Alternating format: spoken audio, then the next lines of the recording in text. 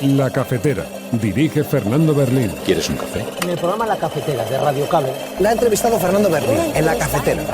Mañana en La Cafetera de Radio Cable. Porque con las cosas que había dicho, que yo le oí la grabación del programa de Fernando Berlín. Some of those conditions include sanctions that are not ours. They belong to the European Union. So we're going to be gathering and sort of when our folks get back, sitting down, going through the proposals, getting their impressions of the conversations. Europa tiene un enorme problema de fragmentación y de descoordinación en materia de defensa. Me van a permitir que les diga, seguro que leyeron el libro blanco de la defensa, pero la propuesta que hace en materia de gobernanza no es la que defendemos nosotros. Llevamos meses diciendo que el debate no es cuánto presupuesto dedicamos a la seguridad y a la defensa.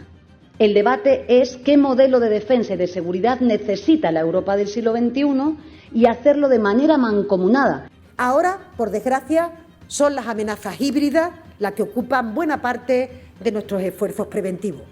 Y me refiero a las campañas de ciberataque, de desinformación, que se orientan a desestabilizar los gobiernos, las democracias, de una manera mucho más sutil, incluso yo diría más eficaz que las agresiones directas. Y me refiero a proteger infraestructuras críticas frente a riesgos en auge que se provocan por la emergencia climática. Me refiero a la lucha contra el terrorismo o a la necesidad de reducir la dependencia que tiene Europa en relación con la biotecnología, la fabricación de microchips, el control del espacio, como decía la mesa de trabajo anterior, a través de satélites que no pueden ser desconectados al capricho de alguien. Había ya un consenso dentro de la OTAN que se alcanzó hace mucho tiempo, eran tiempos de gobierno de Mariano Rajoy en España, de alcanzar el 2% del PIB en el gasto de defensa. Al mismo tiempo, en los últimos años se han producido dos hechos que son dos cambios realmente históricos y impensables el día antes de que ocurrieran. Uno, que la guerra ha vuelto con fuerza al suelo europeo. Y no tenemos que olvidar que la construcción de Europa, el proyecto europeo, es un proyecto de paz. Precisamente la Unión Europea se construye para evitar la guerra en Europa. Y sin embargo, la agresión rusa a Ucrania la ha traído de nuevo con una guerra total. Nos oponemos al rearme. Nosotros, cuando se produjo la invasión de Rusia a Ucrania, dijimos desde el primer momento que nos oponíamos frontalmente a esta invasión, pero desde el primer momento dijimos que la escalada militar no era una solución por una sencilla razón. No se puede derrotar militarmente en el campo de batalla ninguna potencia nuclear. No se puede, sencillamente. Y entonces hicimos una apuesta por la diplomacia, por la paz, por alcanzar un acuerdo. ¿Cómo vemos las cosas hoy?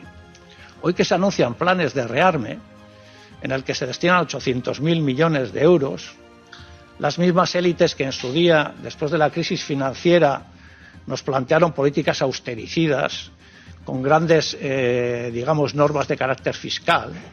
Ahora ya no existen, ahora todo se puede gastar, ahora todo se puede destinar. Le Premier ministre britannique et moi-même donnions mandat à nos chefs d'état-major des armées pour qu'une équipe franco-britannique puisse être déléguée dans les prochains jours en Ukraine et puisse travailler de manière très étroite avec nos partenaires ukrainiens qui ont acté également ce mécanisme pour préparer justement dans tous les domaines ce que sera le format de l'armée ukrainienne de demain. Es tremendamente lamentable que Pedro Sánchez acuda al Congreso de los Diputados con las manos vacías, sin saber cuál es su plan, sin poder explicitar en sede parlamentaria cuánto cree que debe subir el gasto militar en España, sin poder acreditar de qué forma va a ejecutar ese incremento de gasto que se nos exige y sin saber de dónde saldrá todo ese dinero. And what we're going to be doing is a 25% tariff on all cars that are not made in the United States. If they're made in the United States, there's absolutely no tariff. Sabemos que la exposición directa del sector, incluyendo no solo los vehículos que van directos, sino también los componentes, que ya sabéis que España es líder mundial en producción de componentes para el sector del automóvil, estamos hablando en torno al 1-2% del total de las exportaciones, es decir, que esta exposición directa sería limitada. Pues mira, yo no sé qué idea de patriotismo tienen ustedes, el nuestro es radicalmente distinto. Para nosotros ser español no es venir aquí cada 4 o 5 plenos a traer una moción contra Cataluña. Para nosotros ser español tiene más que ver, por ejemplo, con que te duela ver cómo en Valencia un inútil desaparece el día de mayor peligro para toda la población valenciana y luego sale dándose golpes de pecho y echándole la culpa a todos de lo que ha hecho él. Son las 8:30 de la mañana. Las 7:30 en la Casa Museo de José Saramago, en Tías, Lanzarote.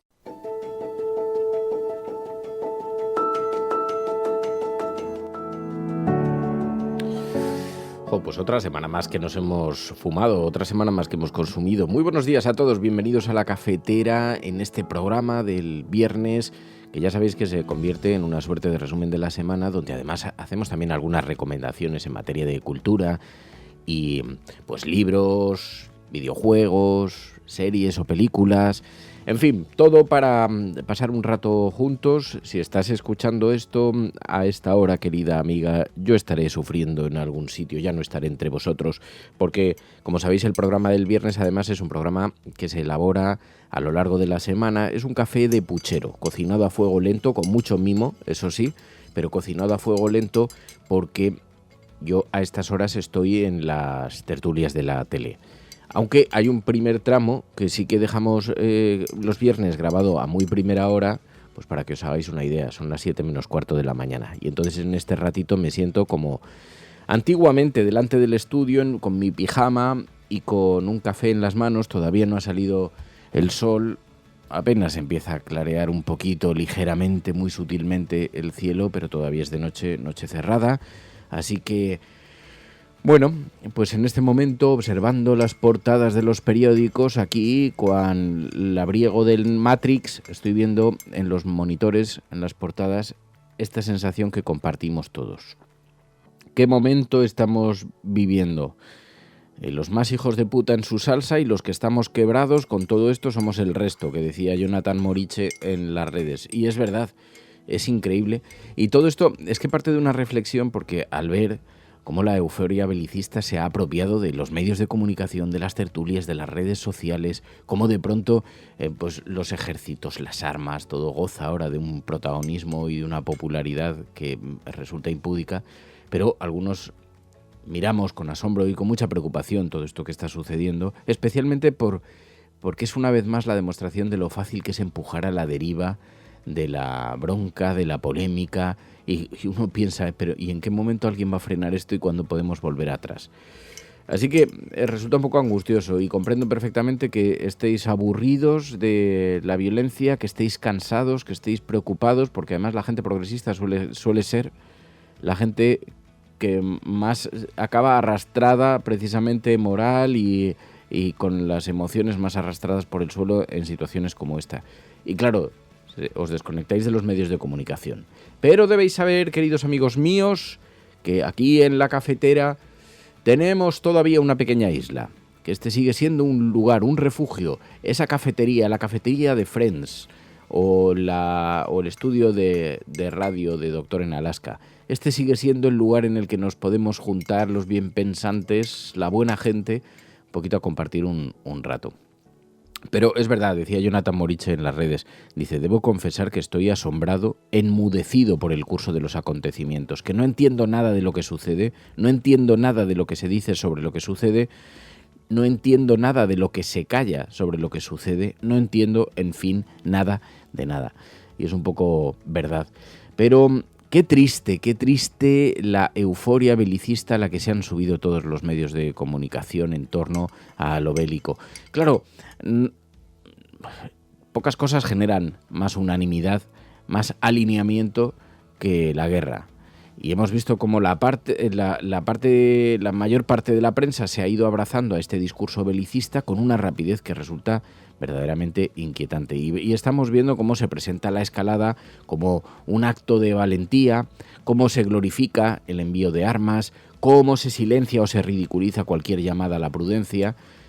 Y aunque ya lo hemos visto en otras ocasiones, porque siempre sucede y los medios de comunicación dominantes se convierten en quienes amplifican esa narrativa oficial, el problema es que cuando la prensa abandona su trabajo, que es ser escéptica, cuando se convierte en correa de transmisión de esta euforia bélica, cuando se desdibuja el debate público y se normaliza lo impensable, la guerra como única solución, entonces ahí sí que nos vemos de verdad arrastrados a una espiral peligrosísima, porque ahora estamos escuchando hablar de estrategias militares como si fueran partidas de ajedrez, estamos viendo cómo se reduce la geopolítica a un cuento para niños del colegio, de buenos, de malos. Después olvidamos que detrás de cada bomba, de cada disparo hay vidas humanas destrozadas, hay familias arruinadas, hay seres vivos que pasan las mayores de las desgracias, las tragedias que supone. Y cuando el periodismo, que tendría que tener la responsabilidad de cuestionar, de dudar, de explorar los caminos alternativos antes de dar por hecho las otras vías, desoye su responsabilidad, cuando toda esta euforia belicista se instala en los titulares, se convierte en la norma, se callan ante cualquier intento de buscar soluciones diplomáticas y se dedican a preparar la sociedad para aceptar esta escalada como si fuese inevitable, como si no pudiésemos opinar, como si no tuviésemos derecho a decir nada, entonces nos damos cuenta de que igual, y solamente igual, algún día a lo mejor, cuando veamos las consecuencias que todo esto puede tener, igual ya es demasiado tarde. Vamos a intentar que no sea así, vamos a intentar mantener el espíritu crítico despierto, vamos a intentar reconocernos cuando perdemos la luz del faro que guía los barcos en la noche y vamos a intentar mirar hacia adelante en un tiempo como este, donde aún así sigue habiendo muestras de gente lúcida que se mantiene firme ante semejante desvarío general de la sociedad. Y lo digo en un día en el que las portadas de los periódicos están trágicamente señaladas por la nueva decisión de los gobiernos europeos. Soldados europeos en Ucrania. Macron anuncia una fuerza militar europea, dice que es para la paz en Ucrania. Varios países aportarían soldados, unos 30.000, dice el periódico El País. El jefe de la OTAN dice que España sí está en camino de alcanzar este verano el 2% del PIB en defensa. Este es esta mañana el asunto elegido por el periódico El País para su portada. Y vemos cómo se habla con una calma que resulta inquietante, eso de soldados, de guerra, de conflictos, o en lugares en portadas como las del periódico El Mundo. La falta de inversión deja cuarteles sin proveedores de alimentos. Los concursos de carne para la tropa de Cataluña, Fuerteventura o Lanzarote se quedan desiertos por el bajo precio. Tampoco habrá pan en la región oeste. Rute dice que España quiere llegar al 2% en defensa en verano. Moncloa lo desmiente.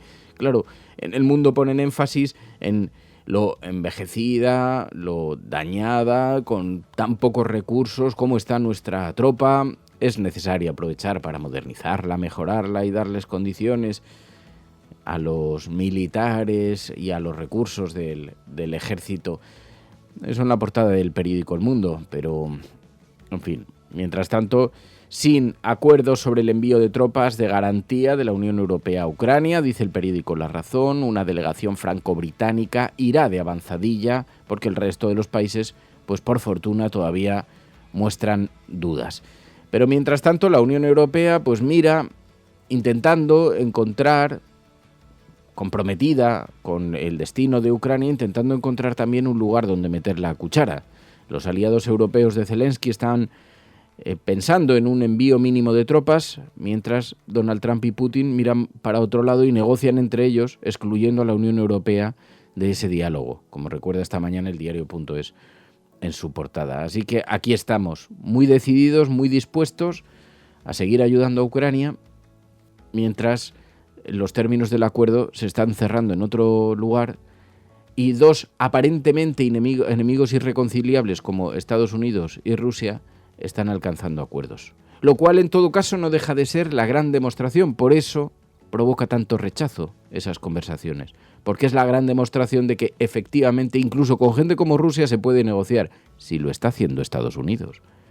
Su antagonista natural, su enemigo histórico, el Batman y el Joker, el profesor Moriarty y Sherlock Holmes, Spiderman y el Duende Verde, Superman y Lex Luthor. Vosotros poner a los protagonistas que queráis, pero el uno y su antagónico son capaces de sentarse a dialogar, capaces de negociar. ¿En qué términos? Gustarán más, gustarán menos, pero negocian una salida. Mientras tanto, la Unión Europea, que no está invitada a la mesa de negociación, se resiste, se aferra a otros escenarios y a seguir en la misma dinámica. Bueno, pues esto está en las portadas de los periódicos, como digo, esta mañana, mientras también el gobierno prevé lanzar a finales de la semana que viene un concurso internacional para resignificar Cuelgamuros, el Valle de los Caídos. Se va a decidir mediante un concurso de ideas, costará 31 millones de euros. Hasta septiembre se podrán presentar proyectos. Habrá un ganador en mayo de 2026. No sé si son 4 millones de euros por el proyecto. Así que ya os podéis poner a trabajar todos como locos a enviar proyectos ahí. Porque si van a dar 4 millones de euros y 31 millones de euros para resignificar Cuelgamuros, la oportunidad es extraordinaria. Claro, se está mirando el Museo del Holocausto como un ejemplo en el que pueda servir de espejo, pero en realidad desde la Asociación para la Recuperación de la Memoria Histórica han dicho que es esto de resignificar si se va a permitir a los benedictinos seguir viviendo en el Valle de Cuelgamuros. Mucha resignificación, pero los monjes no van a tener que salir de allí. Resulta un poquito inquietante. ¿Cuánto cuesta poner unos paneles en la entrada del Valle de los Caídos que explique quiénes lo construyeron, por qué lo construyeron? ¿100.000 euros? Pues ya se puede ahorrar el gobierno los otros 30 millones.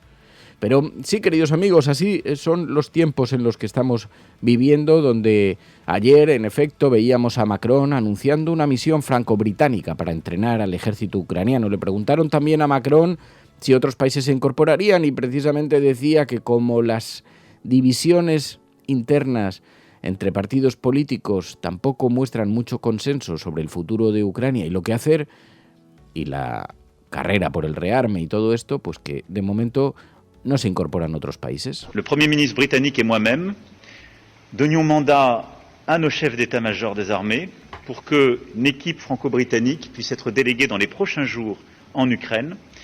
Así que habrá soldados, misiones de paz, como les llaman eufemísticamente, sin que nadie haya dicho qué pasa en el momento en el que una de las partes, por ejemplo, incumpla los términos del acuerdo o lo rompa. Vamos a entrar en combate los soldados europeos con esa parte, por ejemplo con Rusia, así, directamente, abiertamente, ya no enviando tanques, disparando.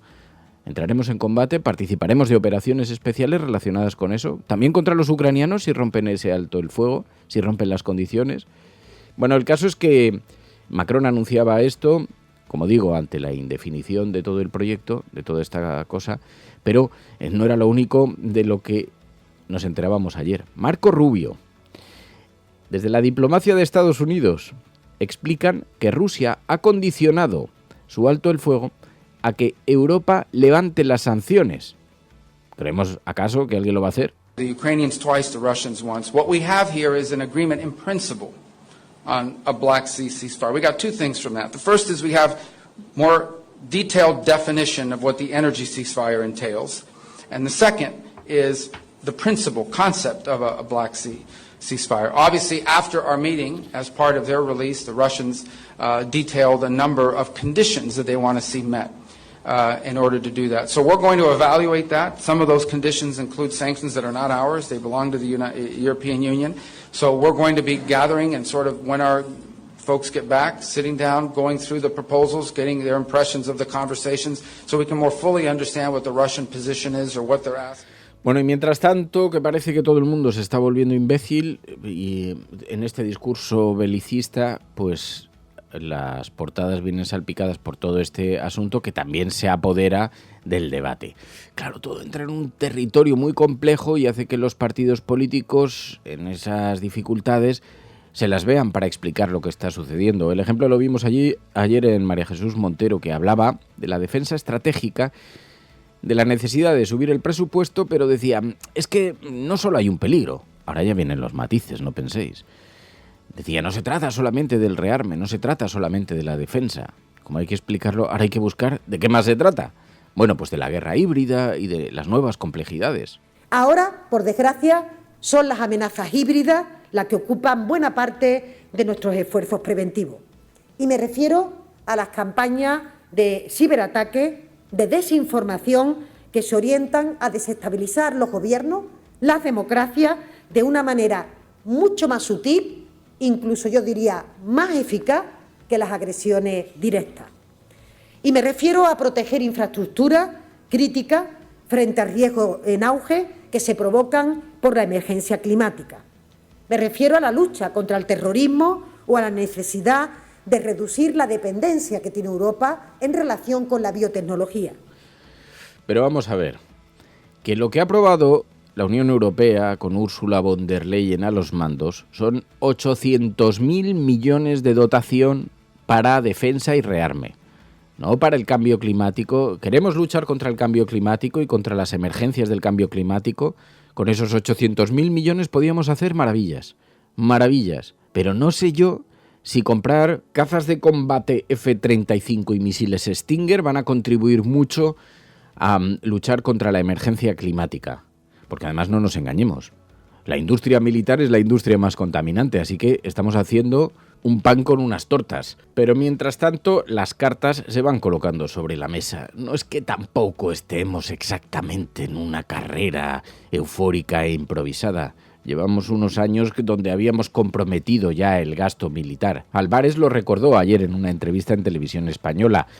Fue un compromiso adquirido con la OTAN en tiempos de Mariano Rajoy. Había ya un consenso dentro de la OTAN que se alcanzó hace mucho tiempo, eran tiempos de gobierno de Mariano Rajoy en España, de alcanzar el 2% del PIB en el gasto de defensa. Al mismo tiempo, en los últimos años se han producido dos hechos que son dos cambios realmente históricos y impensables el día antes de que ocurrieran. Uno, que la guerra ha vuelto con fuerza al suelo europeo. Y no tenemos que olvidar que la construcción de Europa, el proyecto europeo, es un proyecto de paz. Precisamente la Unión Europea se construye para evitar la guerra en Europa. Pues nada, vamos a darle la vuelta. Por cierto, la semana que viene estará aquí con nosotros Álvarez, el ministro de Exteriores, en la cafetera. Será el próximo miércoles, recordad, el miércoles por la mañana. Además tendremos un programa especial ese día, que vamos a hacer un épico encuentro cafetero. Es todo una broma porque hemos enviado a Twitch una petición diciendo que nos promocionen bien en sus redes, que vamos a hacer una gran fiesta, la fiesta más épica, y ahora tenemos que rellenarla de contenidos. Pero bueno, el caso es que Álvarez dice que el compromiso era previo. Y si el compromiso era previo, entonces ¿a qué viene todo este cuento de Rusia, el enemigo ruso? ¿A qué viene toda esta historia de que estamos siendo objeto de los mayores riesgos en ciberataques, que si el cambio climático? Ahora, ¿qué pasa? Que estamos rellenando de argumentos y de excusas una decisión que ya teníamos tomada en realidad. Pues fijaos hasta dónde llega la ironía, que supuestamente como Estados Unidos nos deja de lado y además nos lo está poniendo muy difícil con los aranceles, entonces necesitamos nuestro propio ejército. ¿Y a quién le vamos a comprar las armas? A Estados Unidos. Aceleramos el gasto militar. ¿Y a quién beneficiamos? A los que nos están perjudicando. Queremos autonomía. ¿Y sobre quién la construimos? Sobre los que nos la están quitando. Europa tiene un enorme problema de fragmentación y de descoordinación en materia de defensa. Me van a permitir que les diga, seguro que leyeron el libro blanco de la defensa, pero la propuesta que hace en materia de gobernanza no es la que defendemos nosotros. Llevamos meses diciendo que el debate no es cuánto presupuesto dedicamos a la seguridad y a la defensa. El debate es qué modelo de defensa y de seguridad necesita la Europa del siglo XXI y hacerlo de manera mancomunada, como hemos hecho en pandemia, coordinando efectivos, coordinando inversiones, el modelo Airbus frente a Boeing. Ese es el modelo que necesita Europa. Pero la propuesta que hace el libro blanco de la defensa es justamente la contraria.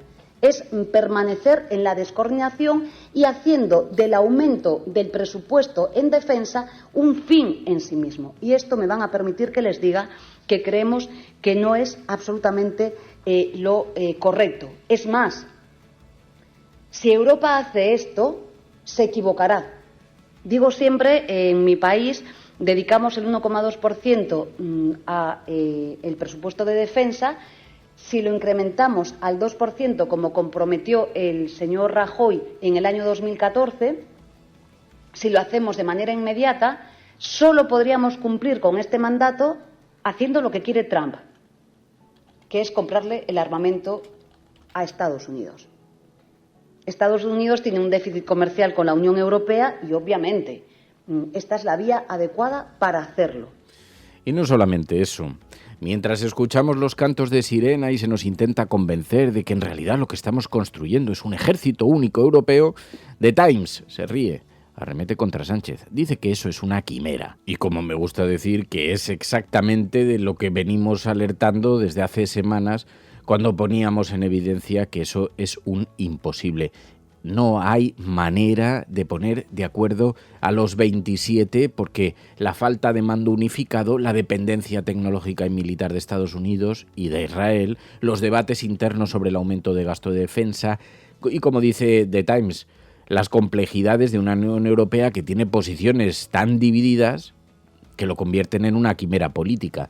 ¿Es que alguien cree que la Italia de Meloni va a apoyar lo mismo que los Países Bajos, que tienen una fragmentación parlamentaria como esta, que van a respaldar una decisión de ese calado? Imaginaos que se superasen todas las trabas. Cada vez que haya que tomar una decisión en materia de defensa, se van a poner de acuerdo los 27. ¿Quién va a ser el general que comande ese ejército? ¿Un francés, un español, un italiano? Así que no parece probable que eso vaya a ocurrir, pero mientras tanto, bueno, lo que también hay muchas dudas es de cómo vamos a llegar a financiar ese 2% de la OTAN, del presupuesto de la OTAN que se nos está demandando, que se nos está exigiendo. Ayer ponía muchas dudas desde el Partido Popular encima de la mesa. Dice que España no va a poder cumplir esos compromisos y que además ve mucha indefinición en las propuestas del Gobierno. Esto tampoco es raro, porque con tal de desgastar al Ejecutivo, el PP es capaz de cualquier cosa, incluso de arremeter contra sus propios proyectos, porque no hay cosa que le pueda gustar más al PP que hablar bien de una buena defensa y un buen ejército. Si algo hemos podido ver es que Sánchez no tiene un plan,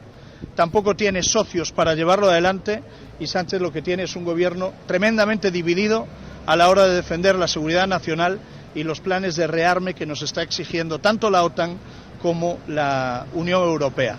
Es tremendamente lamentable que Pedro Sánchez acuda al Congreso de los Diputados con las manos vacías, sin saber cuál es su plan, sin poder explicitar en sede parlamentaria cuánto cree que debe subir el gasto militar en España, sin poder acreditar de qué forma va a ejecutar ese incremento de gasto que se nos exige y sin saber de dónde saldrá todo ese dinero. Y por lo tanto es difícil apoyar a alguien que no se sabe muy bien hacia dónde va. Es evidente que con Sánchez España no podrá cumplir los compromisos internacionales adquiridos, ni con la OTAN ni con la Unión Europea.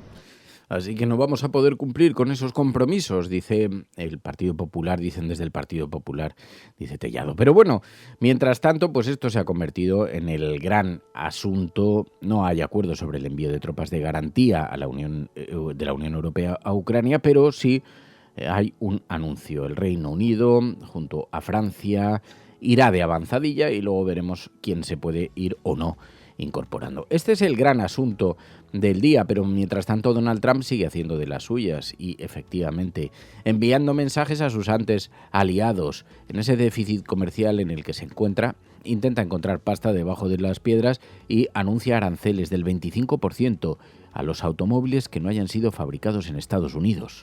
And what we're going to be doing is a 25% tariff on all cars that are not made in the United States. If they're made in the United States, there's absolutely no tariff.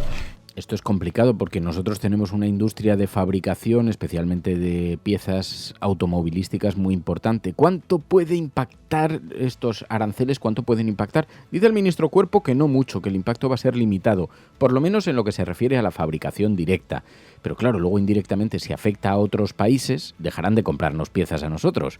Así que ahí, dice, estarán vigilantes. Sabemos que la exposición directa del sector, incluyendo no solo los vehículos que van directos, sino también los componentes, que ya sabéis que España es líder mundial en producción de componentes para el sector del automóvil, estamos hablando en torno al 1-2% del total de las exportaciones, es decir, que esta exposición directa sería limitada. Sin embargo, somos conscientes que además de la exposición directa hay que tener en cuenta la indirecta. Evidentemente, muchos de los vehículos que se exportan desde los principales países exportadores a Estados Unidos, como México o Alemania, entre otros, llevan componentes también de la industria española y por lo tanto ahí también hay que tener en cuenta este efecto indirecto. Desde luego, lo que queremos y lo que estamos promoviendo es una respuesta conjunta y unificada a nivel europeo. Esto es importantísimo. Tenemos que ser conscientes desde Europa, lanzar ese mensaje de positivo, de querer llegar a acuerdos en esta materia. Igual. Pero los mensajes que está enviando la Unión Europea es que si Estados Unidos nos hace daño, los europeos tenemos capacidad de hacer daño. No sé si es la mejor forma de negociar con Donald Trump.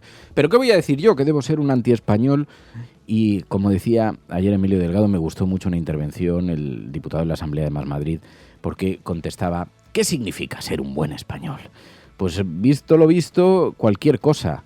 Porque el ejemplo que nos están dando... Pues miren, yo no sé qué idea de patriotismo tienen ustedes, el nuestro es radicalmente distinto. Para nosotros ser español no es venir aquí cada 4 o 5 plenos a traer una moción contra Cataluña. Para nosotros ser español tiene más que ver, por ejemplo, con que te duela ver cómo en Valencia un inútil desaparece el día de mayor peligro para toda la población valenciana y luego sale dándose golpes de pecho y echándole la culpa a todos de lo que ha hecho él. Eso para nosotros es ser español. O, por ejemplo, ser español es que te duela que dejen morir a 7.291 personas metidas en residencias, habiendo camas libres en los hospitales privados y en IFEMA, y les dejen morir solos y sin asistencia. Eso es ser español. O que te duela que en Galicia haya quien se presenta a unas elecciones ocultando que va a montar un proyecto de una macrocelulosa que va a destrozar el territorio, la salud y el trabajo de las personas. Eso es ser español. Pero venir aquí a enfrentarnos con los catalanes cada 4 o 5 plenos, pues me parece que forma más parte de tratar de instalar determinados temas para no hablar de otros. Nosotros hoy hemos traído la situación de la vivienda, que creo que le preocupa bastante más a los madrileños. Así que ya veis cómo están las cosas, queridos amigos. Ya sé que no es muy edificante ver que todos pues, los términos que se utilizan, los temas que se colocan sobre la mesa, la guerra, las armas y todo esto, el patriotismo y todo esto, pues resulta a veces muy difícil de digerir. Pero mientras tanto ya sabéis que aquí en La Cafetera hacemos lo posible por ofreceros alternativas interesantes. Oye, que tenemos algunas cosas muy buenas. Contribuyendo un poquito más al estado de pánico general, hoy vamos a hablar en Plata o Plomo de Día Cero. Es una serie, a ver, en Netflix, que está bastante bien, que habla de un ciberataque en Estados Unidos y que pone en evidencia todo, la polarización política, también la propagación de las fake news a través de algunos youtubers, en fin, cosas que reconocemos como si hubiéramos vivido aquí, no sé por qué me suenan tanto. Pero vamos a hablar también de la prensa internacional, cómo han recogido estas noticias a lo largo de la semana los medios de comunicación internacionales. Se ha hablado mucho de precisamente el gasto en defensa del Ejecutivo español. Eso en los medios internacionales. Pero bueno, también vamos a hablar de un libro, Piso Compartido, de Ana Flecha Marco. Conversaremos con Clara Nuño y con Ana Flecha sobre este libro que está siendo muy aplaudido. Y luego nos vamos a los videojuegos también. Vamos a conversar enseguida con Bartu sobre un estilo de videojuegos que para este tiempo que estamos viviendo igual nos vienen un poquito bien. Los cozy games son los juegos un poco relajados. Son los juegos que nos permiten distraernos, que a veces tienen como protagonistas una mascota, que habla de cositas así pequeñas, costumbristas, alegres, con músicas suaves, sutiles, que para este tiempo nos vienen estupendamente. Así que, queridos amigos, esto es lo que tenemos, porque esto es La Cafetera y si lo estás escuchando, no estás sola, allí donde estés. Programas de radio, de televisión en España, la prensa burlándose de nuestra propuesta. Podrán decir todos los periódicos del mundo lo que quieran. Que a democracia va a ganar. En España, el ex vicepresidente del gobierno... En España finaliza el recuento de votos en los comicios municipales y autonómicos con una participación del 64%. Rodrigo Rato is under investigation. Dejaré lo mejor de mí, para poder estar a la altura de la confianza que ustedes me han entregado. No olvidamos justicia, verdad, respeto. Seguimos. Bueno, pues sabéis que abrimos un capítulo también para hablar de la prensa internacional y donde observamos cómo ha proyectado su imagen España en el exterior a lo largo de los últimos días con Pilar de la Peña. Pilar de la Peña, buenos días. Hola, buenos días. Oye, las tensiones, las dificultades de Sánchez con el aumento del gasto en defensa. Esto ha sido recogido por la prensa internacional, ¿verdad? Sí, la verdad es que tanto en la sesión en el Congreso, en la que Pedro Sánchez intentó convencer a los grupos políticos para apoyar o digamos defendió la necesidad de este aumento en el gasto de defensa, como en general todo el debate que se está viviendo en España en estas últimas semanas está llamando la atención de bastantes medios internacionales, desde algunos que como Reuters o France 24 pues se recogen un poquito este plan que anunció Sánchez en el Congreso para, digamos, estimular la industria de seguridad y defensa española y en general europea para cumplir con este nuevo contexto internacional con el que justificó el presidente español la necesidad de subir el gasto en defensa. Esto es destacado por varios medios internacionales y otros van un poquito más allá y se fijan en algunas de las cosas que dijo Sánchez. Por ejemplo, de Político habla y destaca cómo pedía la creación de un ejército europeo, a pesar de que eso, pues hay otros países y otros líderes europeos que no están de acuerdo, pero en general lo que todos estos medios destacan, también la emisora francesa RFI, son las dificultades que tiene Pedro Sánchez para realmente pues conseguir el apoyo de sus socios, tanto en el gobierno como sus socios parlamentarios, para este aumento del gasto en defensa, ¿no? Es algo que, por ejemplo, de Político destaca, ¿no? Que todo este discurso favorable a este impulso del rearme realmente se está encontrando con las dificultades que tiene el gobierno de Pedro Sánchez para convencer a sus socios y con este mensaje de que no se va a dedicar ni un céntimo a recortar el gasto social, ¿no? Esta presión que tiene el gobierno de Pedro Sánchez para este objetivo es algo que ya te digo que destacan también de Político, RFI y algún otro medio internacional. Pero lo cierto es que son varios los que señalan que Pedro Sánchez realmente está en una posición muy delicada y casi intentando hacer malabares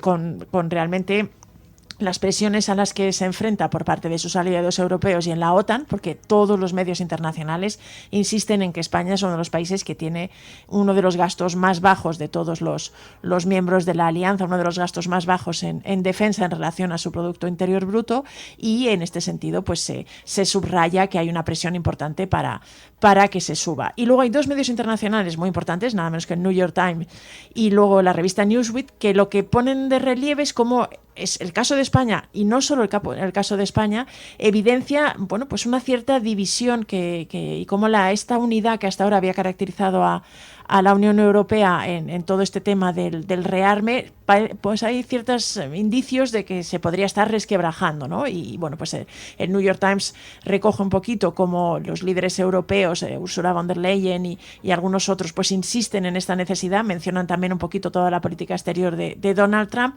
pero hay países donde esta idea o este concepto de aumentar el gasto en defensa realmente pues choca bastante y realmente irrita, y uno de ellos es España, ¿no? Que tanto el New York Times como Newsweek lo ponen de relieve, que realmente incluso que el gobierno español tiene dificultades tanto históricas por digamos el pasado de España, como políticas en la actualidad, dada la falta de mayoría del gobierno y las tensiones que han surgido con sus aliados, y enfrente pues podría recurrir al apoyo del Partido Popular, pero varios medios internacionales ponen de relieve que las relaciones son bastante tirantes y bastante malas, y que eso también aleja la posibilidad de que al menos en el corto plazo pues Pedro Sánchez se pueda apoyar en el Partido Popular para apoyar o para aprobar el aumento del gasto en defensa. Y Pilar, además, claro, todo esto está suponiendo también todo estas tensiones que se viven en la geopolítica global, un reposicionamiento estratégico en el que han reparado además medios como Bloomberg y otros medios globales que resaltan los beneficios de esta posición pragmática de España hacia China. Sí, la verdad es que este es un artículo que en concreto, además, el artículo de Bloomberg, de la agencia estadounidense, era tal cual ¿no? La posición pragmática de España hacia China le puede reportar otros 3.000 millones de euros en inversiones, ¿no? La verdad es que buena parte de los medios internacionales ya han destacado pues diversos detalles o diversos gestos del gobierno español con una posición pues de cierto acercamiento hacia China. Son varios los medios internacionales que que incluso recuerdan que Pedro Sánchez ha viajado hasta 2 veces a China. De hecho, varios medios internacionales resalta que en este mes de abril está previsto un nuevo viaje de Pedro Sánchez a China. Reuters, por ejemplo, South China Morning Post también lo ponen de relieve, y que tiene previsto el presidente español una visita con Xi Jinping, y que en general, pues España se ha destacado en los últimos tiempos por, incluso ejercer una especie de labor de mediación, ¿no? Son varios los medios internacionales que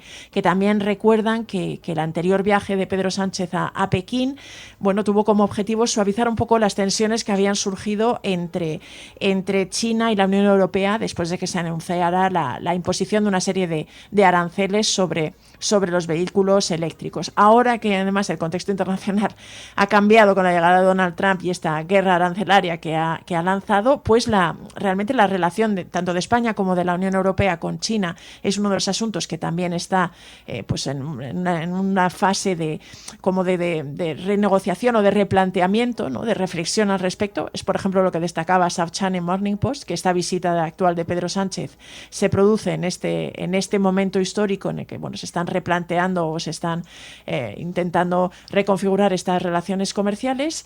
Y Bloomberg lo que ponía de relieve era esto mismo, ¿no? Que esta posición pragmática de momento había hecho que China y que varias empresas chinas anunciaran inversiones por valor de 3.000 millones de euros en España, ¿no? Que les había explicado un poquito el embajador chino en Madrid, al que citaban, y destacaban los elogios a esta posición pragmática o amistosa, incluso se destaca desde China, que estaba teniendo el gobierno de Pedro Sánchez hacia China, precisamente en este contexto internacional.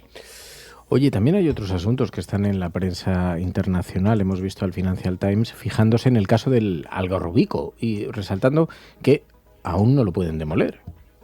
Sí, fíjate que está el Algarrobico, la posibilidad de que finalmente se tire abajo después de tantos años en el que lleva siendo la lucha ecologista y que con tantas resoluciones judiciales que ordenaban demolerlo, y que sin embargo eso sigue sin llevarse a cabo, y este intento de María Jesús Montero por intentar llevarlo finalmente a cabo ha llamado la atención del Financial Times, ¿no? Que lo titula el artículo algo así como el enorme hotel fantasma que está en la costa española, y intenta explicar los motivos por los que hasta ahora todavía no han podido demolerlo a pesar de varias sentencias, ¿no? Pero es llamativo que la Biblia económica como el Financial Times se fije en este caso concreto del Algarrobico, que explican realmente es un hotel de 20 plantas que en los últimos tiempos se ha erigido en algo así como en un monumento desértico, porque realmente nunca ha llegado a entrar en funcionamiento, y que simboliza un poquito la lucha entre el medio ambiente y el desarrollo, ¿no? Recuerdan un poquito la historia del hotel, y cómo desde el primer momento ha habido una oposición ciudadana y ecologista muy, muy fuerte, y finalmente todas las vicisitudes que se ha pasado con todas estas denuncias y estas órdenes de demolición que aún no se han llevado a la práctica. Claro, más allá de los grandes temas que normalmente salpican a los medios internacionales, noticias políticas españolas, pero hay algunas que resulta estimulante ver que sí que tienen repercusión, y debería ser una llamada de atención a las autoridades en España. Por ejemplo, ha sido el caso del lobo, de la caza del lobo. The Guardian se hace eco de cómo ha quedado desprotegido el lobo y el lince precisamente por decisiones del Congreso de los Diputados y de las comunidades autónomas, ¿no? Sí, es llamativo que estas dos, las dificultades que sufren estas dos especies en España hayan llamado la atención del diario británico, con 2 artículos separados en el tiempo, ¿no? Primero fue uno en el que ponía de relieve cómo todos los esfuerzos que España había hecho en las últimas 2 décadas para intentar recuperar la población de linces, habían sido puestos en peligro. En concreto decía por el lobby de los cazadores y los granjeros, que habían conseguido que en algunas comunidades autónomas se paralizara o se pausara, todos los esfuerzos por reintroducir al lince en la vida salvaje. Y luego, recientemente, después de además este caso que nos contaba esta misma semana Juan López Duralde aquí en La Cafetera, ¿no? Esta enmienda que había conseguido introducir la derecha española en la ley para reducir el desperdicio alimentario, en la práctica iba a permitir que se acabara con la prohibición de cazar lobos, ¿no? Y esto era el titular también de The Guardian, que ponía un poquito de relieve cómo esta ley pues había incluido esta enmienda apoyada pues por el Partido Popular, por Vox, incluso por Junts y el PNV, y había conseguido pues que realmente se revisara esta prohibición de cazar los lobos que estaba vigente desde 2021, explicaba el The Guardian, y pues se había basado en algunas... Citaba además a ecologistas que denunciaban que los argumentos para justificar esta desprotección del lobo eran bulos, no había evidencias científicas, y hablaba incluso de un oportunismo político que había pues tenido como consecuencia en España que se quedara desprotegido el lobo como animal en la naturaleza. Oye, hay otro asunto. Están viviendo en el Grupo Prisa una importante crisis relacionada con la propiedad, tensiones internas a cuenta de si sacaban adelante un nuevo canal de televisión o no. Ha provocado además varios cambios en el equipo de gestión, varios despidos, y también la intervención del gobierno indirecta, no reconocida públicamente, pero la intervención para conseguir impulsar ese canal de televisión. Creo que Le Monde habla de este enfrentamiento abierto dentro del Grupo Prisa, ¿no? Pues sí, habla de batalla por la toma de control en el grupo mediático Prisa, que recuerda que es además el editor del primer diario español, del País. Y bueno, pues llama la atención. Es verdad que tiene que ver también este artículo con pues un cierto acercamiento con Vivendi, que es un grupo francés que tiene presencia en el accionariado de Prisa y que se habría visto envuelto con algún tipo de presión, según han denunciado algunas de las partes, pero realmente lo que describe el artículo de Le Monde es esta especie casi de guerra pues digna de un guión de Hollywood, ¿no? En el que ha habido pues dimisiones, despidos, presiones, enfrentamientos públicos y esta supuesta intervención del gobierno sobre digamos en un grupo mediático. Da un poquito los detalles de lo que ha sido este intento de crear un grupo de televisión, un nuevo canal de televisión, explica un poquito cómo hay un enfrentamiento dentro del grupo accionarial del grupo Prisa y llama la atención sobre, explica también que uno de los bandos está liderado por el actual CEO, el financiero francés Urgulian, y como por otro lado hay una serie de accionistas cercanos al gobierno de Pedro Sánchez que presionan y que intentan avanzar en esta idea de canal de televisión propio, que realmente se está provocando una auténtica batalla en el seno de este grupo mediático. Es una guerra empresarial, pero de corte también mediático, con consecuencias en el panorama informativo, que abre un debate además también muy interesante sobre las injerencias o las interferencias o los impulsos o las maniobras de los gobiernos, que lo hemos tenido a lo largo de estos días aquí en la cafetera. Pues Pilar de la Peña, gracias, Pai, como siempre. Gracias a la resistencia, siempre. La Cafetera y Neutral presentan Plata o Plomo. El mundo en series. En el Juego de Tronos o ganas o mueres. Con Fernando Merlín y Ana Pastor. ¿Sabes dónde estás? Es una radio pirata. De la zona neutral. Nos recuerda un poco por qué luchamos. La noche es oscura y alberga horrores. La noche es oscura y alberga horrores. Nada cambia de golpe. Si estuvieras en una bañera que se calienta poco a poco, morirías hervida sin darte cuenta. Estamos juntos. Somos un trío. Nosotros vivimos románticamente juntos. Hola, habla con Walter White. Usted dijo que estaba casi muerto, ¿vale? Dijo que moriría en cualquier momento. Éramos capaces de ser y hacer todas esas cosas porque estábamos informados por grandes hombres reverenciados. Plata o plomo, el mundo a través de las series de televisión, a través de las películas, de los documentales, con Ana Pastor, Neutral. Ana Pastor, buenos días. Hola, buenos días. Bueno, mira que yo no soy muy partidario de, en tiempos de pánico ciudadano, contribuir a estas cosas, pero es verdad que hay algunas series, algunas películas que en estos días son de obligado señalamiento. Día Cero, en Netflix, la historia de un expresidente que se ve interrumpida después de un terrible ciberataque que tiene como consecuencias centenares de muertos. Es una miniserie en Netflix. Te voy a decir que no la he visto completa, así que en esta ocasión no voy a ser tan partidario de los spoilers.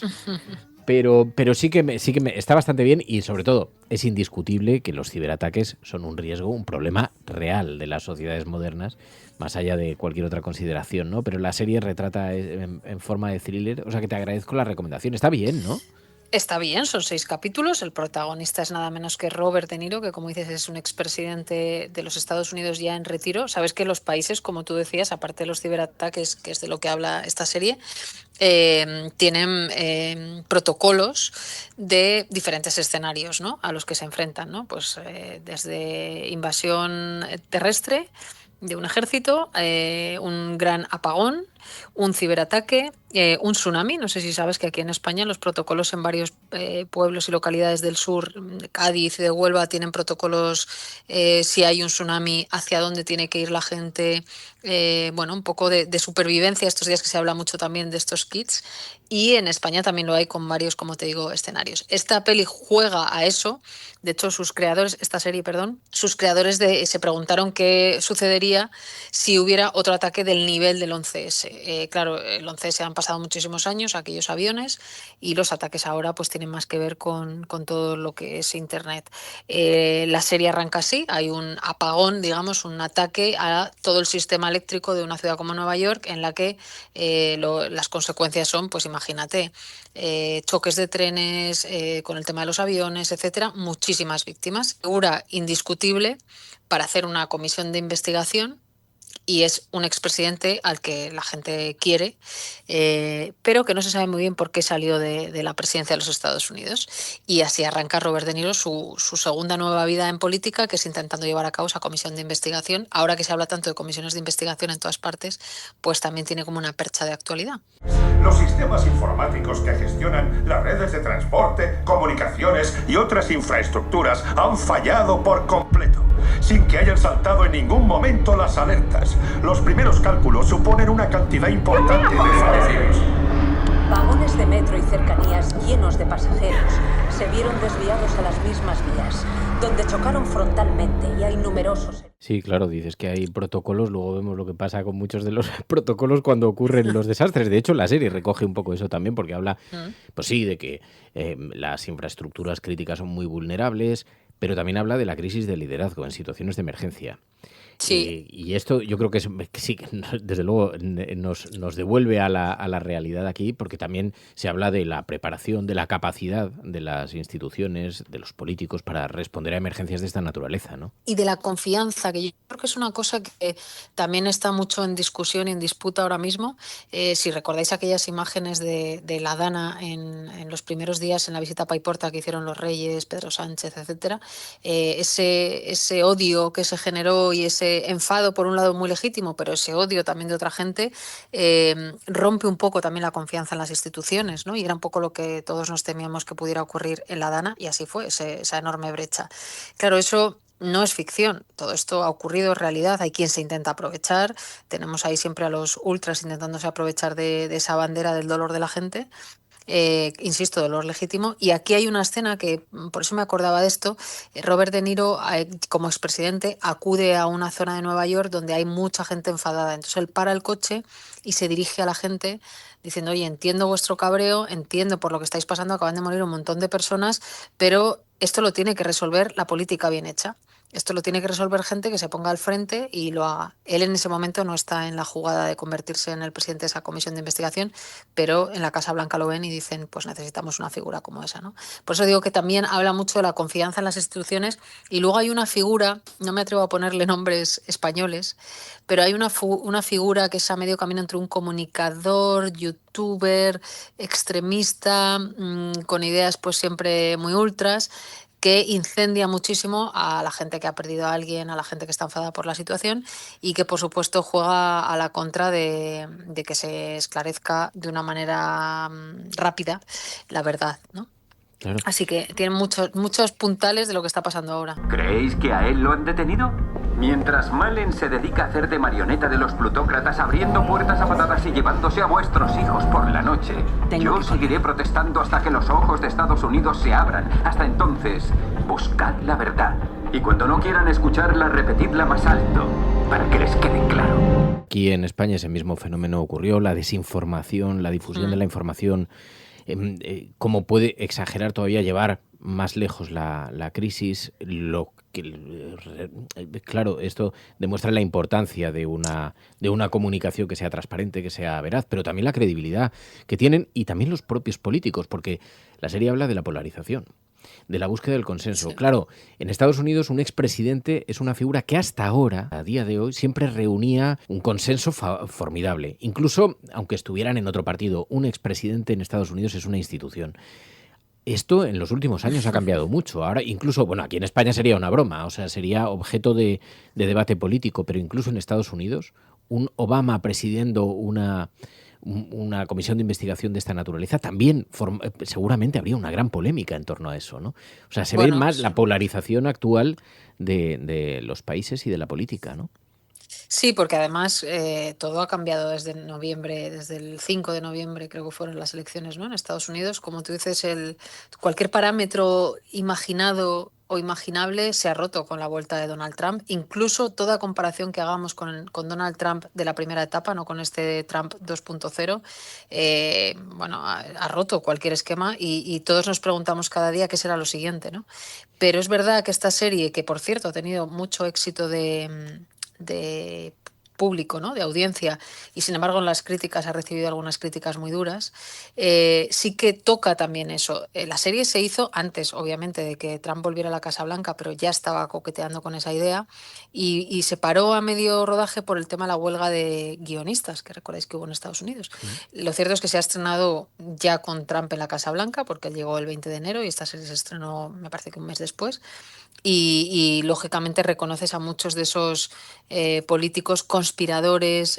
Hay mucho de, como tú dices, de desinformación, hay mucho de utilizar ciertas herramientas crueles, incluso te diría con el expresidente, sin desvelar mucho.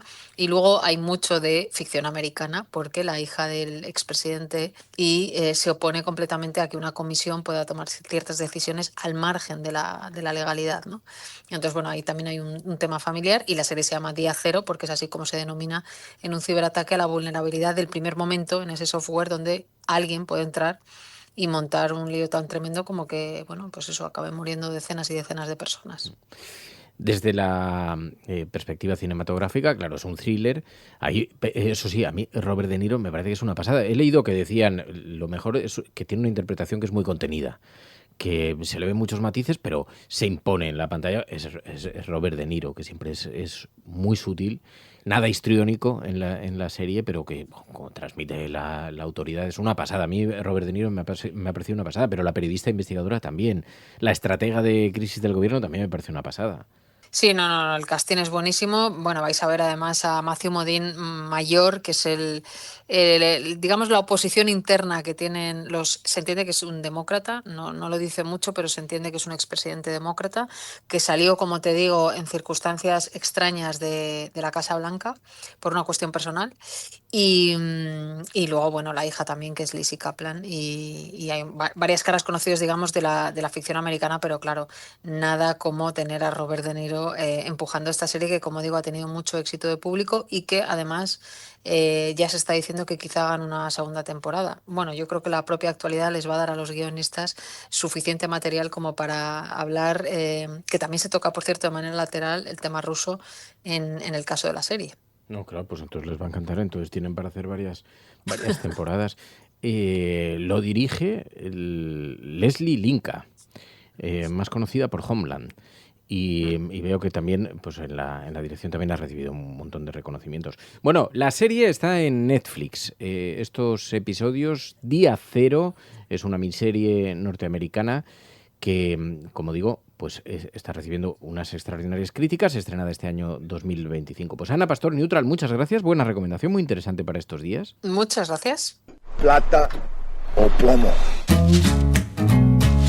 El mundo en series. En el Juego de Tronos, o ganas o mueres. Con Fernando Berlín y Ana Pastor. ¿Sabes dónde estás? Es una radio pirata. De la zona neutral. Nos recuerda un poco por qué luchamos.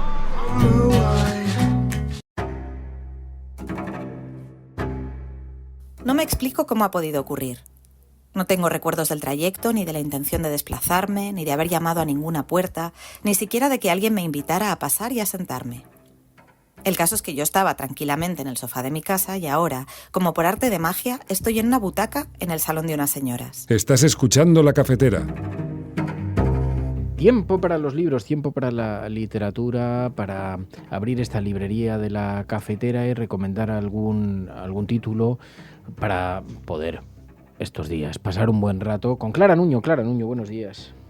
Muy buenos días, cafetera, ¿cómo estamos? Pues que me ha impresionado a mí que con la recomendación que haces esta semana pienso que estás trasladando algo de tus intereses. Piso compartido, porque tú te irías a vivir a un piso con amigas. Yo estoy intentando ya no compartir piso, o sea, como estamos hablando de un tema muy común en España con la crisis de la vivienda, yo he pasado por más de 10 pisos, he vivido con gente increíble, pero también he vivido con gente con la que me he tenido que pelear para que frieguen la ducha o los platos. Entonces, pues bueno, compartir está bien, pero hasta cierto punto, ¿no? Claro, porque todo esto comienza con una chica que aparece por sorpresa conviviendo con un grupo de mujeres y esto también plantea ese escenario, jubilarse, retirarse o vivir la tercera edad acompañado de amigos en una casa. Yo no sé si sería capaz, y mira que quiero a mis amigos con locura, pero estoy seguro de que iban a salir las peores cosas de cada uno. Sí, de hecho, el libro del que estamos hablando, cuya trama los lectores creo que ya pueden adivinar, es Piso compartido, de la leonesa Ana Flecha Marco, que comienza como comienzan muchos sueños. O sea, de repente la protagonista, una mujer joven, se despierta en su casa, que ya no es su casa, sino que está habitada por señoras mayores, y no sabe muy bien ni por qué ni cómo, y poco a poco va descubriendo quiénes son mientras cohabita con ellas. Está escrito con muchísima ternura, mucho humor y mucha gracia. Bueno, hablamos con su autora, con Ana Flecha Marco. Piso compartido, en la editorial Menos Lobos. Los oyentes de La Cafetera sostienen este programa. Hazte mecenas y únete ya a la resistencia cafetera. radiocable.com/mecenas. Ana Flecha Marco, muy buenos días. Hola, muy buenos días. Bueno, muchísimas gracias en primer lugar por atendernos. Oye, haznos una primera aproximación a este piso compartido. Sí, no, muchas gracias a vosotros. Pues nada, porque es un librito que escribí en 2018 y que autopubliqué y que desde 2021 encontró una casa en Mrs. Danvers, una colección editorial del sello Mr. Griffin de León. Es una historia muy pequeña, una novelita, yo no lo llamo novelita porque no sea importante, sino por la extensión, en la que una chica joven un día, no sabemos por qué, aparece en un piso que comparten 5 mujeres mayores. Y a lo largo de la novela, pues bueno, parece que no pasa nada, pero pasan muchas cosas. Se va pasando el micrófono de mano en mano y las mujeres van hablando un poco de su vida, de cómo llegaron allí y de lo que han hecho hasta entonces y de lo que les gusta hacer en la vida. Hablan de complots contra el gobierno y el sistema y se ríen muy alto. Hablan todas a la vez, pero se escuchan y todo lo que dicen es novedoso y divertido. Me invitan a café con pastas y luego hacen como si no estuviera y siguen con sus cosas, con sus collares de perlas, sus ahuecados perfectos y sus marcas de pintalabios en el borde de la taza. La casa de las señoras es como la mía, pero al mismo tiempo es totalmente distinta. Y yo quería preguntarte cómo nació Piso compartido, ¿en qué momento se te ocurrió esta idea? Pues la verdad es que esto siempre suena un poco místico cuando lo cuento, pero es totalmente real que yo el primer capítulo lo soñé. O sea, no lo soñé ya escrito porque si no, que soy yo también. Pero yo me desperté como con la idea de ese lugar, de esas mujeres, de ese ambiente, de esa habitación y de esa extrañeza, ¿no? Como que era un poco inquietante todo en el sueño. Y yo esto lo escribí, lo dejé por escrito y luego me acordé de ese pequeño cuento o esa pequeña anotación que había hecho de ese sueño y como que me apeteció conocer a esas mujeres y ver lo que pasaba ahí y ahí empezó la exploración que llevó luego a que esto se convirtiera en un libro. Claro, y es un piso compartido entre señoras que son amigas que llegan a una tercera edad en un lugar que no están en una residencia ni en un piso propio, parece un buen plan. ¿Y crees que sería posible en la realidad el ir hacia una vejez en la que las parejas ya no importan tanto y son los amigos los que te sostienen? Esto me lo ha dicho mucha gente y claro, no es un concepto que me haya inventado yo, es una cosa que ya existe. Todos conocemos pues historias de pues hermanas que viven juntas o dos amigas que, no sé, incluso aún no viviendo juntas, estos grupos de viudas que quedan a tomar el chocolate con churros, ¿no? O sea, es una cosa que está muy presente, lo de las mujeres mayores que se apoyan entre ellas y que se sostienen y que se cuidan, ¿no? Y bueno, esto pues siempre que haya una independencia que permita físicamente tener este tipo de vida, pues claro que es posible y yo creo que se hace. Lo que pasa es que luego, claro, hay otros problemas de los que podríamos hablar y ponernos bastante tristes. Claro. Claro. De hecho, la historia de tu libro es bastante curiosa. Comentabas antes que la autoeditaste como fanzine y luego ha acabado en la colección Mr. Denvers de León. Cuéntanos un poco cómo pasó de ser un fanzine a ser una novela publicada en una editorial. Bueno, en realidad un fanzine no fue nunca, lo que pasa es que se publicó en una editorial de fanzines, que es Bombas para Desayunar, y de repente pues un libro en una editorial de fanzines es una cosa un poco que queda como fuera de sitio y que nadie sabe muy bien. Además era un formato muy muy pequeño, era un verdadero libro de bolsillo que cabía en cualquier bolsillo. Esto sucedió pues a raíz de que yo escribí otra novela que ahora está incluida en 2 novelitas nórdicas que también sacó Mrs. Danvers. Y esta novela la había escrito por encargo para otra editorial. Al final al editor no le convenció y se la mandé a Mrs. Danvers y decidimos recuperar otro libro que yo había autoeditado, que es Mancha, y ahí pues hicimos este libro conjunto que se llamó 2 novelitas nórdicas. Y un año después pues yo pensé, oye, tengo este otro libro que me gusta mucho, que es Piso Compartido, que yo ya no voy a imprimir porque me sale más caro imprimirlo que lo que luego gano vendiéndolo, pues todas estas economías de la autoedición. Y decidimos pues darle una segunda vida y sacarlo en la editorial, lo cual fue un acierto porque vamos, es el bestseller de todos los libros que he sacado. Porque así además ahí está. Fue una edición, una distribución muy, muy limitada al principio, ¿no? También a través de la web, algunas librerías amigas, decías. Edición muy pequeña, no me acuerdo si hice 200 ejemplares y sí, se distribuía pues un poco manualmente, casi lo enviaba yo y estaba en un par de librerías. Entonces sí, fue una cosa muy limitada. Claro. Es interesante porque eres traductora, además de escritora, y bueno, por un lado te voy a preguntar quién ha sido tu escritor o escritora favorita, quién has traducido y qué anécdota nos puedes contar que tengas con él o con ella, y luego también que en España tendemos a olvidarnos un poco de los traductores cuando leemos literatura extranjera. ¿Crees que eso está cambiando o cuál es la situación actual del sector? Bueno, a ver, son muchas cosas esto que me preguntas. Tengo muchos autores favoritos por diversos motivos. Pues una de ellas sería, por ejemplo, Lynn Ullman, que ha escrito Los Inquietos y Chica 1983, que he traducido yo esos 2, y por el último me han dado un premio. Entonces, bueno, pues esa es una anécdota muy buena que podría contar, porque esto es algo que no sucede muy a menudo, ¿no? Pero otro de mis libros preferidos se llama Aún nos queda el teléfono, es de Erika Van Horn, y lo publica Alfa de Kai. Y este es un libro que le tengo especial cariño porque sucedió todo de una manera muy romántica en la que te piensas que van a suceder siempre las cosas cuando empiezas a traducir y no suceden así casi nunca, ¿no? Todo esto empezó porque yo fui a París de viaje y entré en una librería y entonces encontré un libro que además estaba en inglés pero que publicaba una editorial francesa, que era este, ¿no? Aún nos queda el teléfono, y lo compré, me encantó. Además es un libro que tiene una portada tipográfica que es rojo, que no tienen ilustraciones en la cubierta, ni fotos, ni nada que llame la atención. Lo leí, me encantó y lo propuse a la editorial y salió adelante. Y estoy desde entonces en contacto con la autora. Es un libro muy chiquitito que va de la historia de la autora escribiendo el obituario de su madre para el periódico en una especie de anuncio por palabras, ¿no? Esto es una idea de la madre, y como la hija es escritora, pues la madre le pide ayuda con resumir la vida de una manera que quepa en un anuncio por palabras. Y este libro es todo lo que pasa en esos márgenes mientras están escribiendo el libro, todo lo que la hija recuerda de su madre o en lo que se fija. Además es un libro muy emocionante porque la señora ya es muy mayor cuando empiezan el proyecto, y el otro día que fui a un club de lectura, la autora me dijo que su madre pues sigue viva y coleando y leyendo el periódico todas las mañanas y enfadándose por la situación mundial y todas estas cosas. Y en cuanto a lo de la labor de los traductores, pues sí, la verdad es que es una profesión bastante invisible, bastante precaria.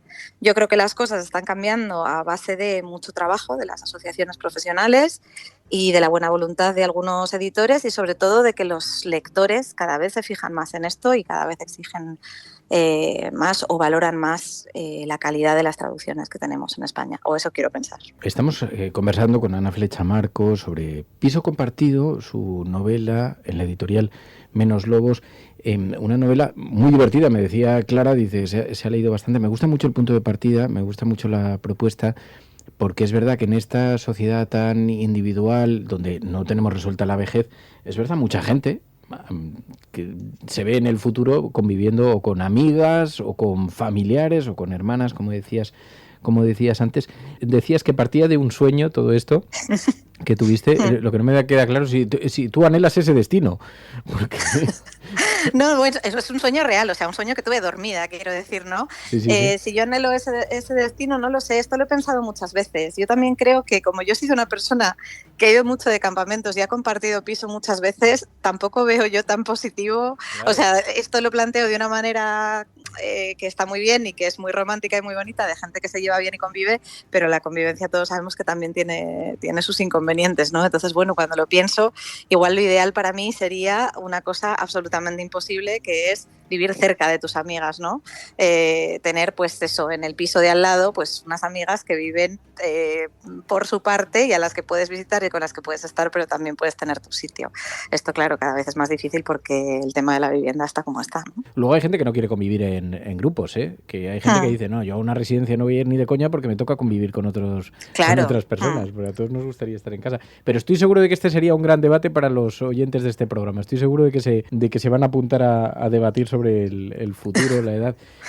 Oye, mujeres conviviendo, que tienen que no son conocidas, entre ellas no son amigas, ¿no? O sea, ella, la jovencita, no es, hasta entonces no las conocía.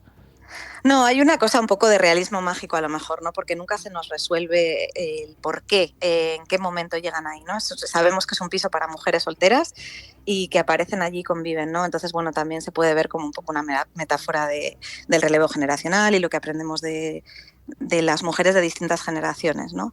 Además, también me gustaba reflejar, bueno, tuve ahí un problema con las matemáticas porque dije, a ver, en un momento dado creo que puse entre todas, suman más de 400 años y dije, a ver, ¿cuántos años tiene cada una? Y voy a definirlas, pues eso, individualmente, porque pensamos en la tercera edad, por llamarlo así, como una cosa rígida, ¿no? Como pensamos también en la niñez o en la adolescencia. Pero la tercera edad engloba personas pues de 65, que ahora nos parecen muy jóvenes, y antes, hace no tantos años, nos parecían muy mayores, hasta pues 100 y pico años que puede tener una mujer española, ¿no? Y qué diferencia hay ahí. O sea, hay personas que podrían ser madres y hijas dentro de ese abanico de edades, ¿no? Entonces, creo que sí que tendemos como a pensar en las personas mayores como este ente que es todo igual, ¿no? Y pensamos o que son muy malas porque se han colado en la cola del supermercado, o que son muy buenas porque de repente nos cuentan un cuento y las despersonificamos de esta manera, ¿no? Entonces me apetecía crear esos 5 personajes que son muy diferentes y que tienen una personalidad y que nos pueden caer bien, o bueno, mal, supongo que no todo el mundo le caigan bien, a mí me caen muy bien porque me las he inventado yo, pero que tienen sus particularidades y que son personas individuales y distintas. Claro, hay que querer convivir para eso, y hay que querer y hay que estar conectados, y además la convivencia no es fácil. He visto que se hablaba, decían, bueno, es como si fuera un nuevo personaje en la serie Las Chicas de Oro, la llegada de esta chica del grupo, que me ha gustado porque también era una serie muy generacional para nosotros, donde efectivamente un grupo de mujeres de diferentes edades, diferentes generaciones convivían en un mismo espacio. De hecho, hay una cosa en tu novela que me parece bastante excéntrica y chula, que es la caja, una caja en la que todas las señoras guardan en papeles y en cintas aquellas palabras que no quieren que se pierdan, las que más les gustan a cada una de ellas. ¿Qué guardarías tú hoy en esa caja? Ojo, ¿qué guardaría yo? Pues no lo sé. Yo siempre digo que me da mucha rabia cuando la gente dice que su palabra preferida es una palabra tipo, yo qué sé, petricor o, no lo sé, epicursor. O sea, palabras que no utilizamos nunca, ¿no? A mí me gustan palabras más más normales, o sea, palabras que podamos decir todo el rato, ¿no? Porque qué suerte tener una palabra preferida y poderla decir siempre. O sea, qué suerte que tu palabra preferida sea, por ejemplo, silla, que es una palabra que decimos un montón, ¿no? Yo con esto hice un poco de trampa, claro, porque tenían que poner una palabra preferida que empiece con cada letra del abecedario. Pues palabras con W, pues así de memoria, igual no se nos ocurre ninguna. Entonces yo lo que hice fue coger el diccionario y elegir algunas palabras. Hacen esto también porque a ellas les gusta mucho hablar y para hablar pues hay que conservar estas palabras y utilizarlas. Bueno, es un poco de trampa, no te he contestado la pregunta, pero bueno, ahí lo dejo. Te has escapado, ya te veo. Pero nos vale, nos sirve. Pues es Piso compartido de Ana Flecha Marco en la editorial Menos Lobos, pero entiendo que dices, no, es que ya me cuesta casi más imprimirlo que luego lo que se saca vendiéndolo, pero supongo que todavía se puede acceder a él, ¿no? No, al de la editorial, por supuesto. Esta primera edición que hice yo autoeditada, no. Esto está en una editorial, se puede conseguir en librerías y está en librerías. Además, acabamos de imprimir espérate, ¿cuántas hemos hecho? 5 ediciones, yo creo. Sí. Hubo 2 ediciones 2 reimpresiones, que no me riñan aquí los editores, en tapa dura, y 3 en rústica, y acaba de salir ahora mismo la tercera. O sea que es un libro que, aunque se publicó en 2021, sigue vivo y vigente y está en librerías y se puede encontrar en cualquier librería de España. Si no la tienen, se puede pedir. O sea, está siendo muy leído y muy recomendado. Y ya es raro en un libro que con la cantidad de libros que se publican al año que sobreviva durante tanto tiempo. Pues Ana Flecha Marco, gracias de corazón, muchísimas gracias. Muchas gracias a vosotros. Un abrazo, Ana.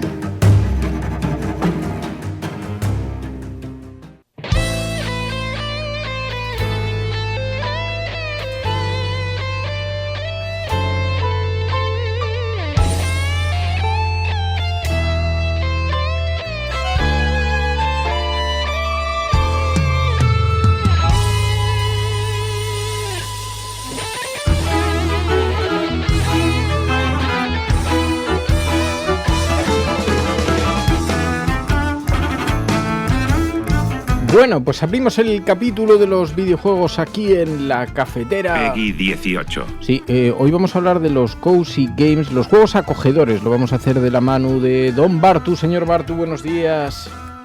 Buenos días, Fer. Aquí estamos otra vez. Que me vas a tener que explicar qué es esto de los juegos acogedores, los Cozy Games, que veo que algunos de ellos son, bueno, digamos que podrían ser para todos los públicos. Sí, los Cozy Games, Cozy Games se podría pronunciar un poco con acento de Southampton, ¿no? Que bueno, nuestros seguidores de la cafetera, como tú bien sabes, Fernando, son gente que de idiomas están puestísimos, son gente súper inteligente, a la par que Herculia. Pero yo lo he tenido que buscar. Incluso te llegaría a decir que... Sí, dime. No, que yo lo he tenido que buscar en el chat GPT, pero efectivamente los oyentes probablemente sí que conozcan bien el concepto Cozy Games. Son un tipo de juego. Porque los oyentes de la cafetera son gente que unos días van en bicicleta y otros días huelen bien. Este pequeño homenaje que quiero hacer a Amanece, que no es poco. Pero sí, los Cozy Games, los juegos acogedores. Realmente los juegos acogedores se podría considerar como un género, pero también como una especie de categoría dentro del mundo de los videojuegos, los cuales, bueno, básicamente, para que la gente se haga un poco la idea, es un género de videojuegos el cual lo que pretende es poner énfasis en la no violencia y la relajación. Realmente estos son como juegos que están derivados de los videojuegos de simulación de vida. Uno de los ejemplos más claros dentro de este género sería los Sims, los cuales en sí yo no sé hasta qué punto, Fernando, los Sims generan relajación, porque yo sé de gente que jugando a los Sims se ha estresado bastante. Te tengo que decir. Sí, mogollón. Hay algunos que son muy estresantes, pero bueno, se supone que están exentos de violencia, ¿no? O sea, que son ese tipo de juegos que pueden ser un poco más amables y que tienen también, pues, no lo sé, pues escenas un poco cotidianas, manejo de mascotas, ese tipo de cosas, ¿no? Sí, efectivamente. Bueno, de hecho, ahora que hablas del tema de mascotas, otro de los ejemplos paradigmáticos de un juego acogedor sería el Animal Crossing, el cual su entrega New Horizons, la cual paradójicamente coincidió con el comienzo de la pandemia del COVID, fue uno de los juegos que batieron récords de ventas en Nintendo Switch y que de hecho precisamente Este es un juego también, un simulador de vida, pero un cozy game, sí, en el cual tú pues, básicamente pues construyes tu casita, te dedicas a pescar, a un poco hablar con los vecinos, etcétera, etcétera, en un lugar, pues eso, exento de violencia, todo muy cookie, muy bonito, con animalitos que te sonríen y demás. Y claro, resulta bastante paradójico que un juego así tuviera tanto éxito en una situación como fue la pandemia del COVID, en la cual todos estuvimos confinados y, en fin, mucha gente pues evadió un poco, yo creo, en este juego para intentar evadirse de la situación tan estresante que estuvimos pasando en aquel momento, ¿no?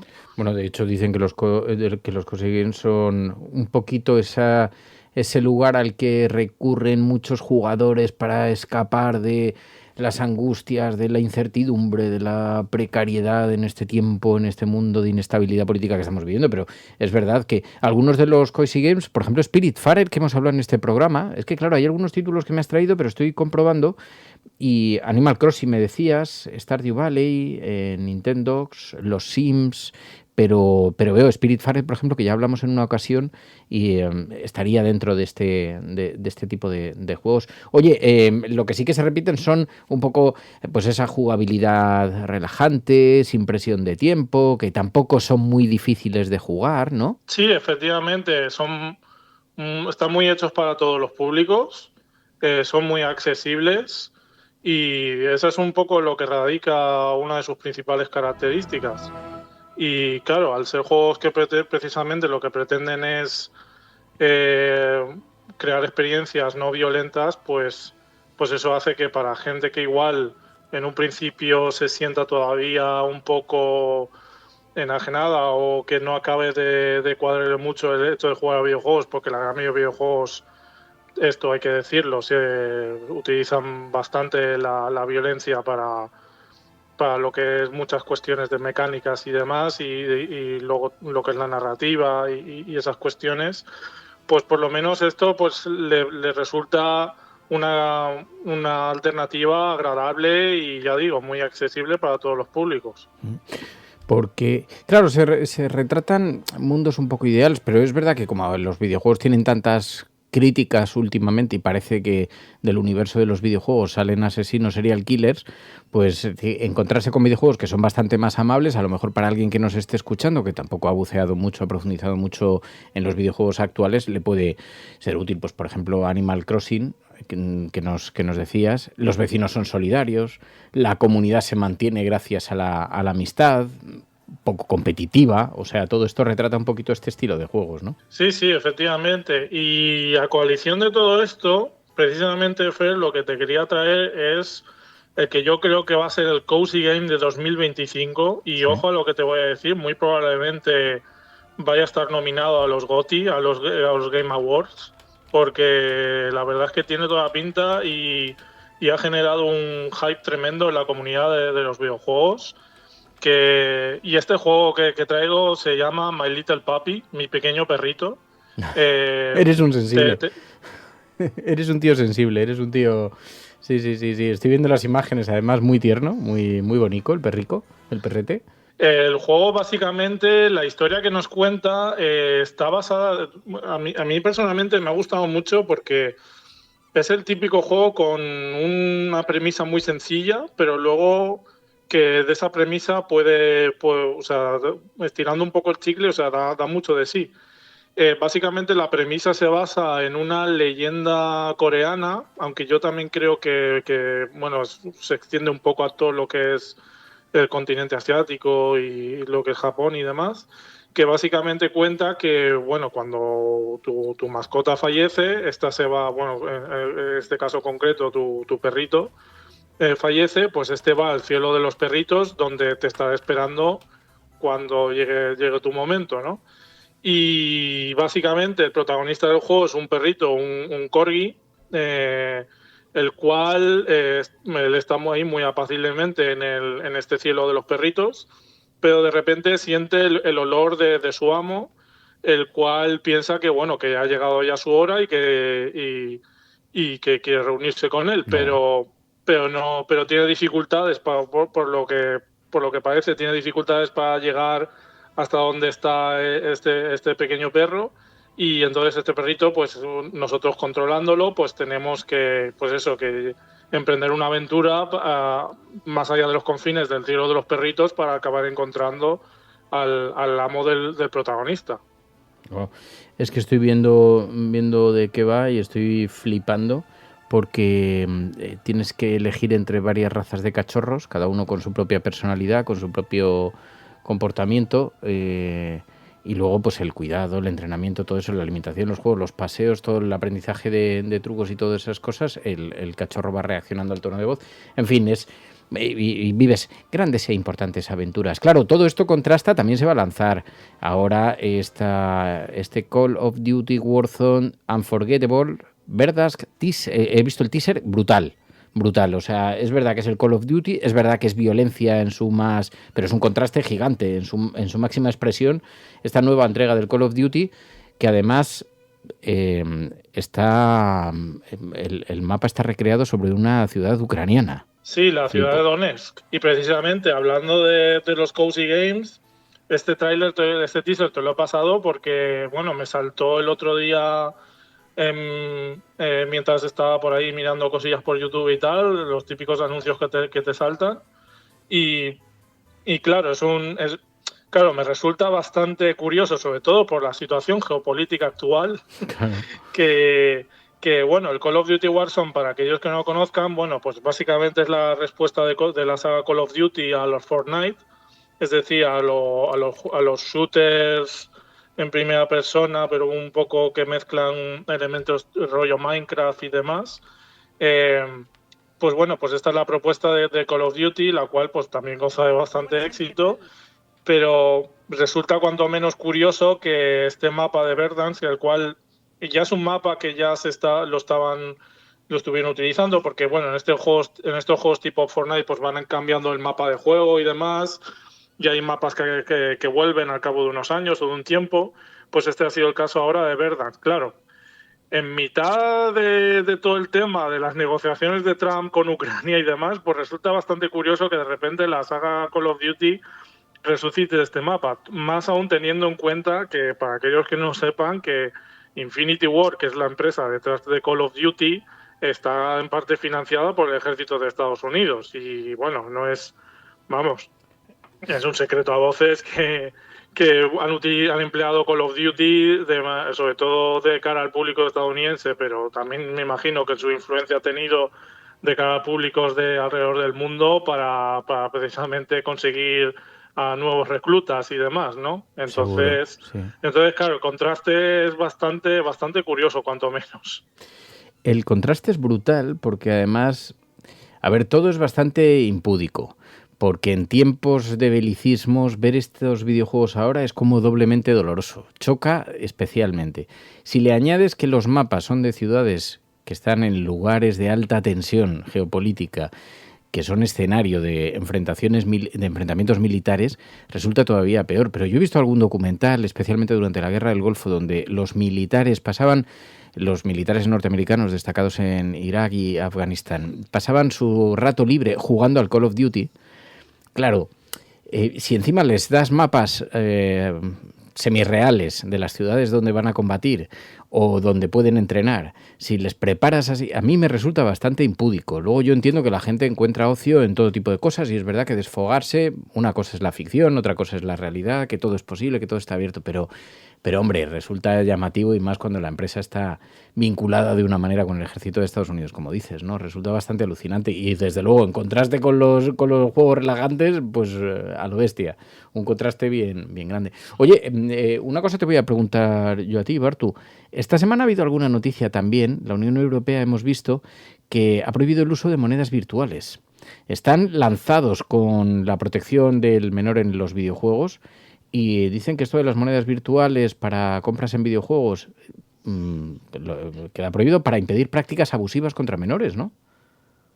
Sí, más que una prohibición va a ser más bien una regulación, o lo que se va a ser obligar a muchas de las empresas que tienen videojuegos en los cuales utilizan algún tipo de moneda virtual a reflejar de manera real en dinero real cuánto se traduce lo que cuesta una loot box, ¿no? Porque, bueno, esto todo tiene que ver con el tema de las loot boxes, que un tema del cual ya hablamos aquí en la sección de videojuegos en el pasado. Las loot boxes, para aquel o aquella que no esté ahora mismo muy enterado, básicamente son las cajas sorpresa que en muchos videojuegos, sobre todo en videojuegos online o en videojuegos para móvil sobre todo, puedes adquirir, y las cuales pues te viene pues como un objeto sorpresa. Normalmente suele ser, pues por ejemplo, una skin, es decir, un tipo de traje especial para un personaje, o algún tipo de objeto especial, etcétera, etcétera. Y claro, son cajas sorpresa, es decir, no sabes lo que te va a tocar, ¿no? Es un poco como un Kinder sorpresa. Entonces, claro, eso es una fuerte fuente de adicción brutal. Y claro, para adquirir esas loot boxes, lo que normalmente se tiene que hacer es canjear dinero real por el dinero virtual. Claro, eso a nivel psicológico crea como un engaño en la mente de la persona que adquiere ese dinero virtual, que claro, eso se traduce a acabar generando actitudes ludópatas y adictivas, que son totalmente equiparables a lo que una persona adicta al juego, es decir, a las máquinas tragaperras, puede tener, ¿no? Entonces, bueno, la Unión Europea lo que pretende hacer con esta regulación en un principio, porque creo que más que prohibir, ya digo, no va a ser tanto prohibir, pero sí va a ser obligar a las empresas que tienen videojuegos, las cuales hay que comprar loot boxes o cosas con dinero virtual, pues decirle, vale, si tú pones una cantidad X de dinero virtual para reflejar, vale, cuánto cuesta esto, pues tienes que poner cuál es el precio real en dinero real, ¿no? Y bueno, esto va a ir muy enfocado, como tú decías, Fer, a temas de protección de la infancia y de la gente joven, que son presa fácil para este tipo de prácticas tan nocivas. Es la actualidad de la semana en el ámbito de los videojuegos, del entretenimiento digital, como siempre de la mano de alguno de los oyentes cafeteros y con nuestro habitual Bartu. Señor Don Bartu, pues muchísimas gracias, Bartu, como siempre. A sus pies si no le huelen, y un caluroso saludo a todos nuestros y nuestras oyentes, y bueno, más perritos y menos tiros, que hace falta. Qué buena falta nos hace, digo, sí. Gracias, Bartu. ¿Te ha gustado el programa de hoy? La Cafetera no es solamente un programa de radio. La Cafetera es tu compañía. Apóyala. radiocable.com/mecenas